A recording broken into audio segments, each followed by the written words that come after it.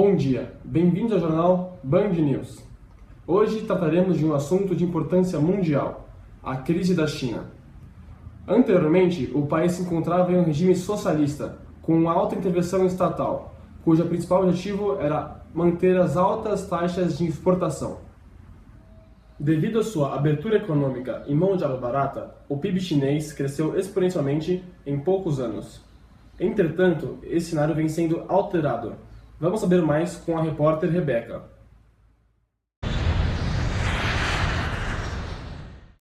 A China, até o ano de 2014, conseguiu manter o crescimento de seu PIB, Produto Interno Bruto, em patamares elevados, tendo este sido 13% em 2007 e 10,4% em 2010. No entanto, ao chegar 2015, o país apresentou o PIB de 6,9%, queda que também é prevista para os anos seguintes. A bolha da economia chinesa começou a estourar depois de vários anos de crescimento robusto. Agora está virando uma bola de neve e levando a bolsa junto, analisa o professor de finanças Alexandre Cabral, que comenta sobre a bolsa de valores chinesas, a qual vem perdendo valor.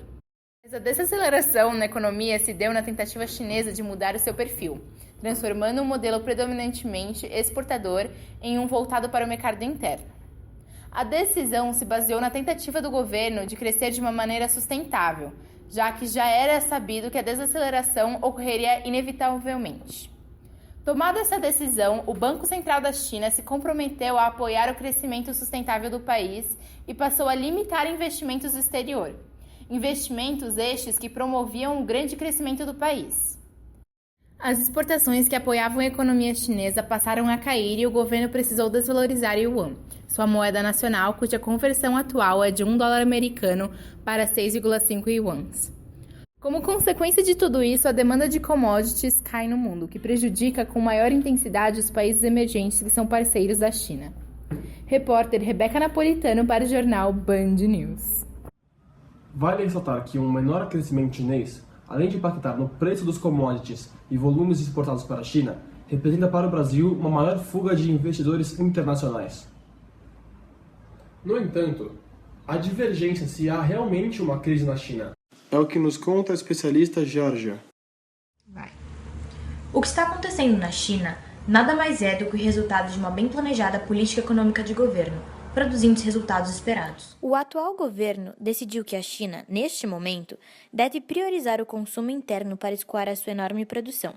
Por isso, o governo optou pela desvalorização do yuan e pela diminuição das atividades em suas bolsas, e até mesmo pela redução do crescimento do PIB. Aquela fase do PIB crescendo a 2 dígitos acabou. Em 2015, a China cresceu menos de 7%, e não vou me admirar se em 2016 seu crescimento econômico ficar na casa dos 6 a 6,5%, e assim será nos anos subsequentes. Na China não há crise de consumo, mas sim a necessidade de o consumo interno aumentar.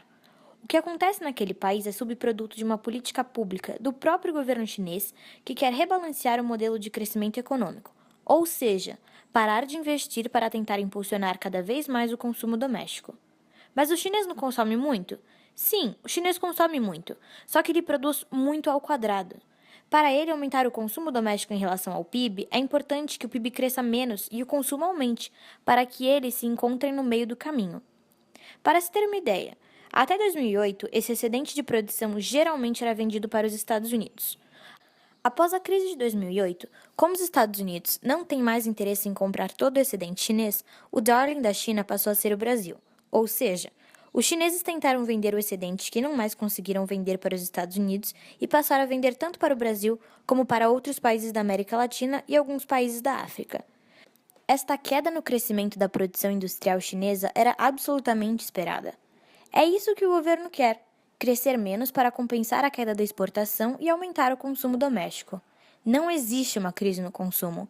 Para se ter uma ideia, no Brasil o consumo em relação ao PIB representa 66%. E na China 35%. Ou seja, na China eles produzem muito mais do que consomem e precisam de alguém para escoar esse excedente. E o mundo não quer mais esse excedente. Como a população doméstica não consegue consumir tudo que o país produz, vamos produzir menos. Por isso é que isso é um subproduto de uma política pública. A China vai continuar trazendo notícias sobre a diminuição do crescimento. Aqueles dias em que a China crescia 10, 11, 12% absolutamente acabaram. E aí teremos impacto nas economias emergentes, como Brasil, Peru, Chile, Colômbia, México, porque esses países basicamente são exportadores de commodities metálicas. Como a China quer investir menos do que investia, a demanda por commodities metálicas, minério de ferro, cobre, ouro, platina, tudo isso vai continuar caindo de preço. O jornal Band News fica por aqui. Tenha um bom dia.